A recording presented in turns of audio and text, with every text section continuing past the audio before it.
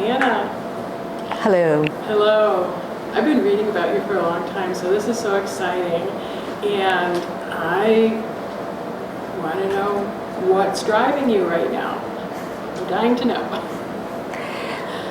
You know, as I thought about this conversation with you, there are a number of things that flashed through my mind and conversations that I've had, and in many ways they all come together around one theme. And that theme is what we can do in the world that provide opportunities for people to have voice, for people who have been historically underrepresented, marginalized in some way, whether it's in the workplace, whether it's in the political system, whether it's in the educational system. I think what has driven me for most of my life has been, what kind of world can we create that allows everybody whose future it is to have a voice in creating the future? That's fascinating. And to me, it's not just giving them a voice, but what a gift those voices are, because what are all the things that are going unsaid that we could just benefit from that we're not hearing? Correct. So it's two ways. It's a dialogue. It's a dialogue, and it has to be a dialogue, and there's several moves that are involved in that. One of them that is dramatic is for those of us who have the privilege of education, who have the privilege of professional positions, to be willing to let go of being the expert, to be willing to enter into dialogue in a way that says, we have one story, we have many stories, but there are other stories.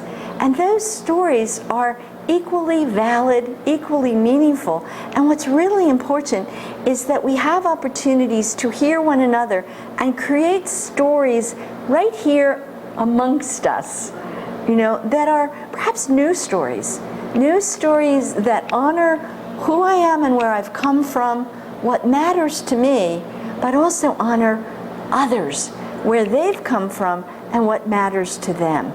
And so that ability to come together in co-creation as equals with equal story, equal voice, one of the moves. There's another move that's very important in my work, and that is the appreciative move. My work is called Appreciative Inquiry, as you know. I've written many books. And when one takes that appreciative orientation, we move toward what we value. We put it in our questions, we put it in our conversations, as opposed to the what we don't want. We are so accustomed to what we call deficit dialogue. Diagnosing the illness, doctors come up to me and say, I've never thought to ask my patients to tell me about a time when they felt healthy, or to envision a healthy life. Doctors begin dialogues by saying, what hurts? How long has it been hurting? Imagine dialogues, medical dialogues, healthcare dialogues about what's your dream for health? Educators look at what students can't do. Business people look at what's failing. And the appreciative perspective says, what if we move to what we care about? And we start our dialogue with conversations of that which we value. The third move, which is very important to me, is that movement toward inquiry and curiosity and wonder. Because implicit in that is, again, a position that I may not know you, but I start by understanding and believing that there's something unique about you.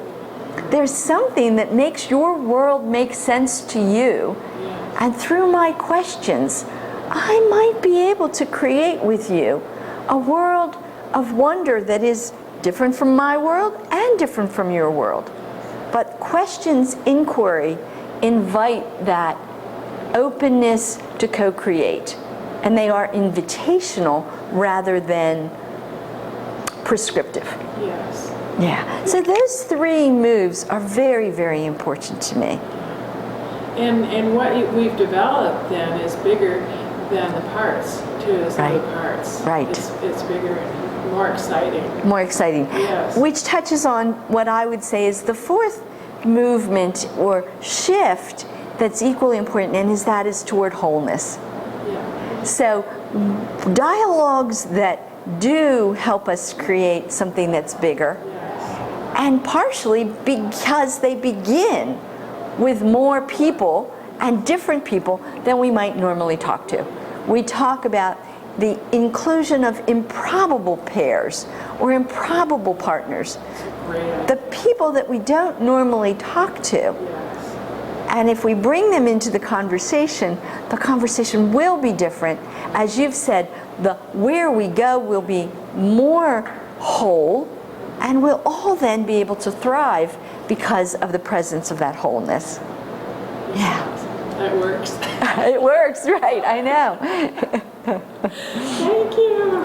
Well, thank you very much for this opportunity. I think that as I think about my work in business, I think about my work with interfaith organizations, with religions around the world. I also really see the importance of this in our political processes. Oh, so much. And I see some of our candidates being really open to each other and open to others.